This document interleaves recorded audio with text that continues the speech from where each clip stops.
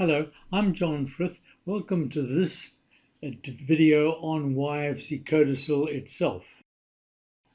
A YFC Codicil consists of 3 pages, all pages reflecting the testator's full name, ID number, and the date of their latest will. At no stage do you need to disclose information about your will or your wealth. Each of the pages needs to be signed by the testator, and it should be witnessed, or must be witnessed, and dated. The signature must be witnessed and dated. The witnesses need not be the same witnesses that witnessed your signature on your will. Only if the estate is dutiable is YFC Codicil to be considered. So if estate duty isn't going to be paid, the codicil is bypassed. That is in terms of clause 1 of the codicil. The formula in YFC Codicil calculates the total value of specific bequests, referred to as X for convenience. Rand X is the total value of specific bequests. Page 3 of YFC Codicil gives the individual steps to complete the formula to establish X. Individual specific bequests per the main will are valued and deducted from X, and that remainder is split and specifically bequeathed to the heirs named in the will. The residue per the will is net assets less X. In terms of the Bloemfontein Appeal Court judgment, this is the deduction for estate duty purposes, not the actual payment to the charity.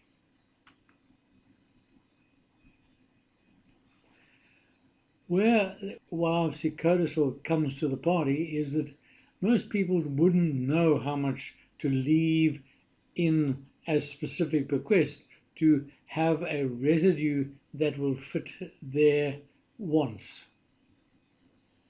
The generosity factor chosen by the testator determines the percentage of the benefit arriving from YFC Codicil that will be added to the heirs and is included as part of X.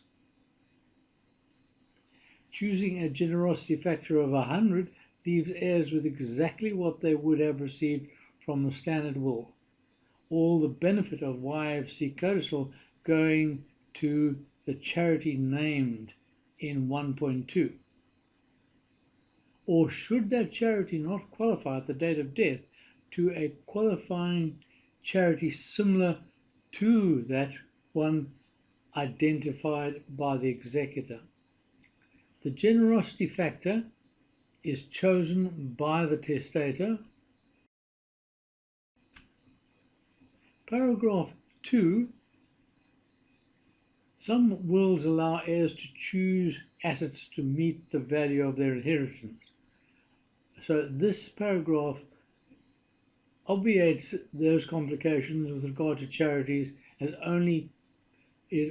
those bequests are only paid in cash or cash equivalent. Paragraph 3. To obviate any possibility that income after death should all be given to the residuary heir, income after death is split between the beneficiaries in proportion to the benefit received. So obviously the charity will receive in proportion to the actual benefit they received, not the residue. Paragraph 4.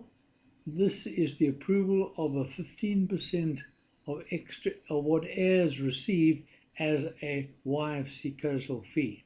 If the generosity factor is 100, YFC Codicil gets nothing extra. Page 3 of the codicil shows the steps to be followed to determine the total value of specific bequests. This is, as it says, an executor assistance sheet to compute X and R. That is the entire codicil. As I said before, you don't have to disclose anything about who your heirs are or what A YFC codicil will purely give those heirs more should your estate ever become dutiable into the future. It takes into consideration rates and allowances as at the date of death, so there is no consideration or there's no problem with any changes to rates, allowances, deemed assets. It does the whole thing as at the date of death. The next video will talk about how to administer a will with a YFC codicil.